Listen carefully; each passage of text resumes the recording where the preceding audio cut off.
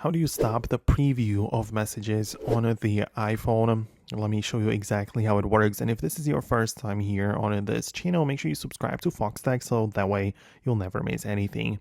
Of course, you open up the settings and you need to find the notifications menu, which is indicated by the red icon with a bell on it. You can get inside as such. And when you scroll down in here, you're going to be able to find all of the different apps right here. So, of course, you want to find the messages, which should most definitely be part of the list, and then you need to click on the show previews, and that's the thing that you are interested in.